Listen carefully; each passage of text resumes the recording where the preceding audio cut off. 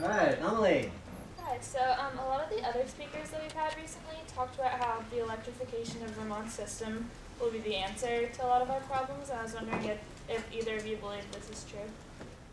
You want to go first? No comment. I don't know. I actually have a comment which is fundamentally I agree, and it's for two-part reason. One is we know how to produce low carbon, low pollution electricity. It's hard, it takes some serious work and integration. Its costs are not immediately recoverable, but we know how to do it. We do not know how to produce the same level of energy in non-electric sources. The most obvious one is my plug-in Prius, but there's lots of other versions. The state of Vermont has moved itself to at least neutral and maybe even positive carbon sink on the electric side. But on the transportation side, we still got a long way to go. And the path has a lot of elements, including where people live, where people work, what kind of supports we offer. But the biggest single piece of it, I think, is electrification. Elsie. Hi. So I was wondering if you would talk about the justice of the people who are producing alternative energy sources like solar panels and how that can affect those people. So, like, from a jobs point of view in some of these places, or? Well, in some of those places, like, they're not treated well as workers, or they're polluting their own environment to make energy sources for the, richer people of America. You want to take that, Mark, or I can do it later. Okay, well, You finish, okay. I'll say, well, why don't you go first and then I'll comment. This is a very interesting question. So basically, tell me if I'm wrong on this and enter into some dialogue with me. Free to disagree. So you're telling me that there are some people who are making renewable energy in developing countries, what I call the low energy countries, Yeah. for high energy countries. We are the beneficiaries of photovoltaics or concentrating solar power, whatever the hell it is that making. So your question is, it's a good one. How do you evaluate the justice of people who are doing this for a good cause, which is renewable energy, but are actually being shortchanged in terms of their living conditions, in terms of the money they're paying? And I really think that issue is in fact a framework for a bigger question about energy justice, meaning there is an element where there's a component of that where it's a good thing to produce renewable energy. But on the other hand, if you're trying to do that with cheap labor and exploiting people, that is a violation of human rights, I would say. It's a violation of justice to do that. So maybe there are some smart companies who think they're doing and get tax rebates for doing it, but I personally would say that there is not much justice in doing that. I want to add one piece, though, which is difficult and troubling. But if badly paid, badly treated workers making solar panels are displacing coal made by badly treated, badly paid workers who are in a coal mine, then in a certain sense, the injustice on the labor front cancels out, and you look at the other harms that are being caused. I think I'll add that it is technologically easier to give a decent work life to people working on solar panels than to somebody working in a subsurface coal mine. I've spent some time in the mines in New Zealand in a place where 27 people died a year and a half ago.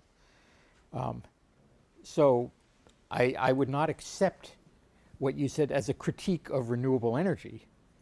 I accept it as a critique of bad labor practices, but I don't want to throw away renewable energy with bad labor practices if I know that we'll fill the gap will be coal with bad labor practices. All right, we have a good 15 minutes, so anybody else want to stay with this topic of renewable energy systems and where it's made? There's a lady in the front here.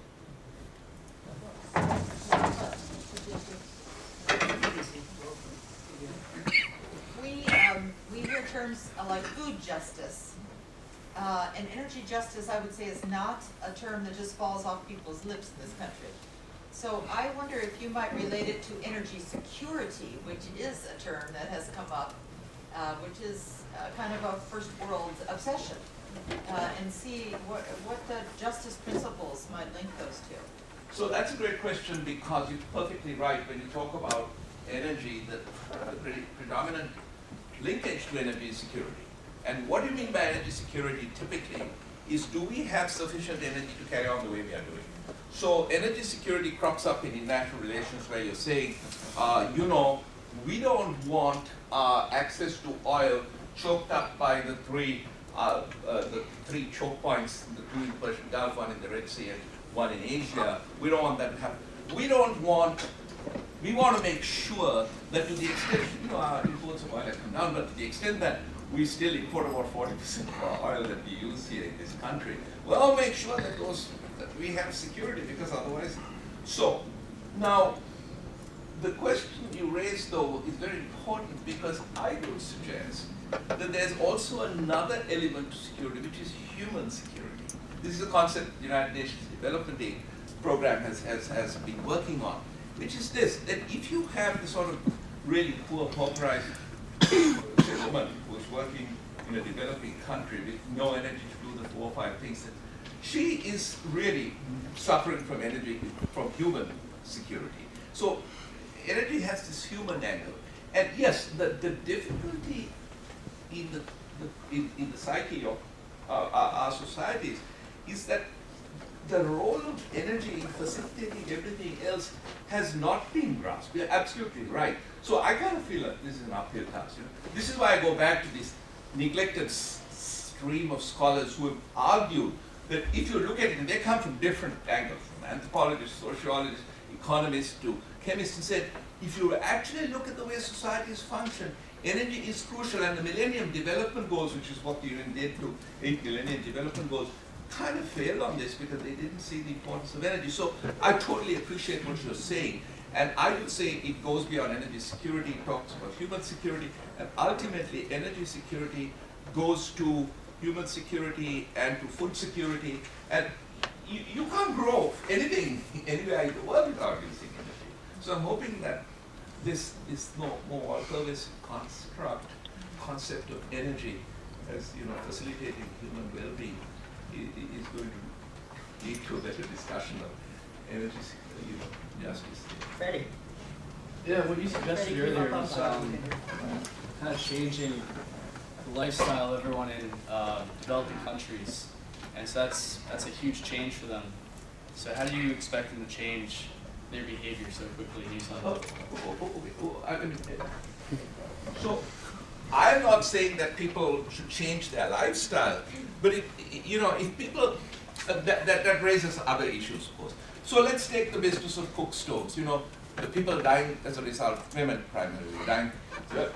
So there is an issue here of, in India apparently, not apparently I know, where they didn't offer free cook stoves or install cook stoves in thousands of homes. The guys in the house said, don't use the cook stove. You know why? Because they didn't like the way the chapati was made. They preferred it made, on the open fire. So they were impervious to the fact that as a consequence. So if you're saying, is that a change of behavior? It is, but I would say that in the face of dangers to health, particularly with 3.5 million people dying prematurely, that's a change that they must necessarily make. So basically this is change that people actually want, apart from some guys in India maybe, but most people really would like to live in a house free of indoor pollution. Same goes with lighting. I mean, a third of the world, what do? 8 hours for sleeping. I don't know whether you sleep 8 hours, but I don't. No, you work more than 8 hours. You're supposed to work 8 hours, sleep 8 hours, and recreate 8 hours. In the developing parts of the world, when the sun sets, there's no damn lighting. No, I mean, so this might lead to procreation, but no recreation. I mean, in the sense of, there's nothing to do. So, I mean, do people want lighting? Hell yes, they do.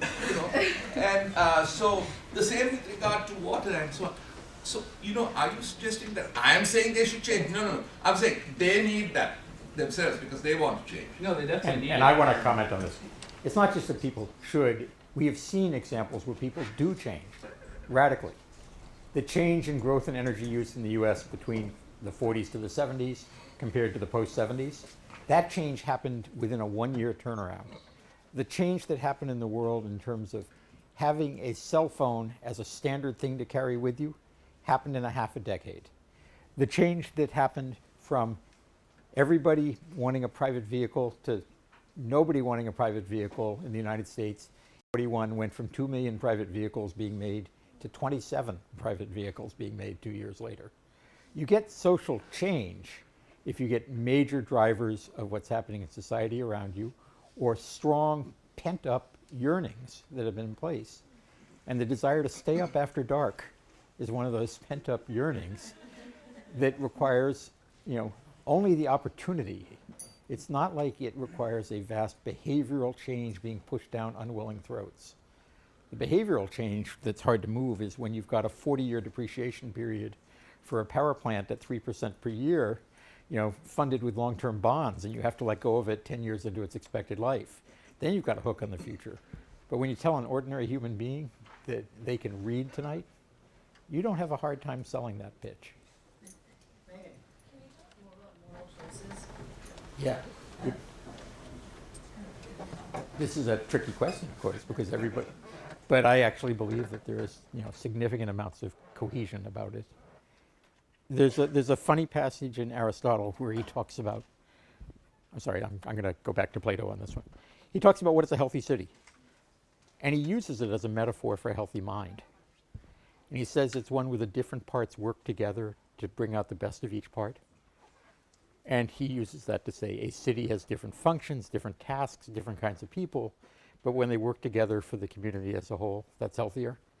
Your brain, he says, has blood cells in it. It has gray matter in it. His physiology is a little rough by our standards, but he'd seen smashed open heads. And he understood that the different parts work together to function.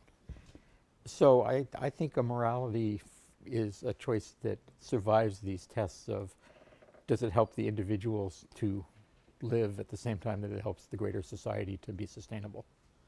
Actually, do you want to weigh in No, on I'm just this going to say question? that I'm looking at this from, I'm looking at it through the lens of John Rawls, who, propagated the theory of justice and basically said, in liberal democratic societies, I don't want to bore you, but the question coming from you, right? Okay, they make it in liberal democratic society, put them behind this veil of ignorance, it's a thought construct, and then ask them, what kind of society would you want, and people arrived at the principles of justice, and this was actually led to some kind of redistribution. When it came to international relations, his last book, John Rawls didn't take the work because in international society there's no legislature, there is no executive agency, there's no government. So he said, what do we do about these disparities? And then he said he needs to figure out a rational basis, not just feeling bad about it, a rational basis. And so this is why he said that there ought to be, and he reasoned this out, a duty of assistance to the burdened people. So it is not just your feeling good about it, It's not in a sense truly Kantian, but it was a sense of, I have to do this because it's a rational thing to do. It burdened people up to a certain level. He didn't talk about the distribution, but this is getting into Rawls, which you probably don't want to do, right? So, Haley, you want to jump on this? Because you want to, yeah. Do you have a question? Sure. You were talking about, back to his question, I was wondering if having these changes, will it change our culture? And if, not that that's a bad thing, but should we just expect a cultural change in these developing countries? Okay. So, are you saying that there is a challenge in people changing their behavior as a result of having access to power? Not like a loss of culture. Like what? Like a loss of their culture. Oh, loss of culture. Yeah. Oh, yeah, okay.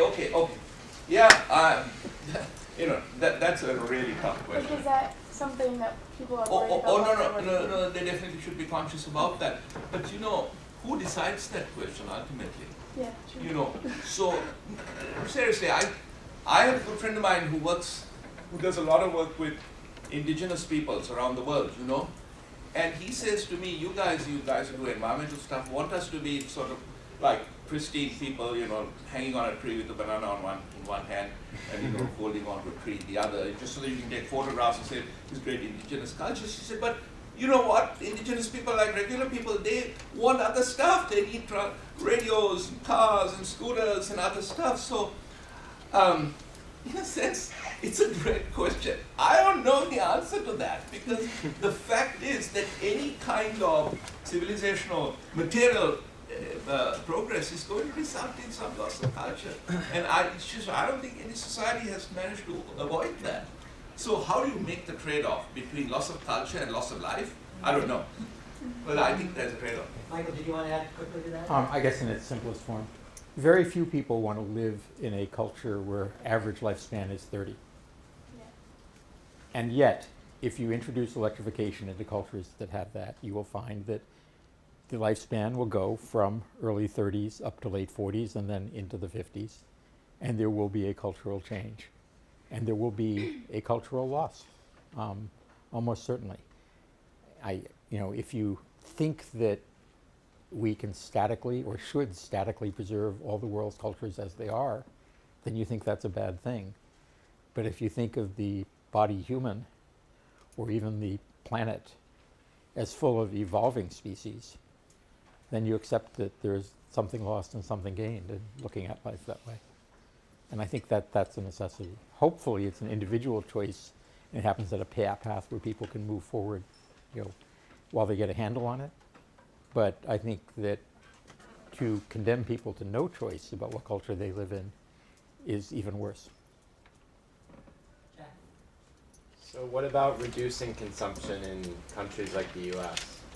Well, I think we came up with a way to get voluntary reduction in consumption by paying to put in insulation, paying to put in variable speed motors instead of constant speed, paying to put in first compact fluorescents and now LEDs, putting every ski gun in the ski areas of Vermont is a more energy efficient one. We have reduced consumption by more than 10% below what it was 10 years ago, at the same time that efficiency and that economic life has gone up faster than in the country as a whole. So it is possible to do that. Do I think you can cut it by 50% without social kickback? No, but can you cut it by 15% over a decade? Easily. Can you cut it by 30% over a decade? Technologically, yes, but socially, probably not. What about beyond efficiency, though? Actual lifestyle choices? You use the word choices, right? That's going to be hard. Lifestyle behaviors you can change by ordering people around. I think educationally and through values you can achieve a lot. But you have to ask yourself whether your goal is to reduce the consumption and burden they're putting on, or whether your goal is to reduce behaviors that you don't like. Peter? I was kind of wondering if you had any insight as far as actually bringing the infrastructure, bringing these products that you were showing us to the low energy world, given that they're oftentimes some of the most unstable, undeveloped places in the world. It's not really an easy feat. It can hardly have a running government to actually fund a program and bring those products to the people.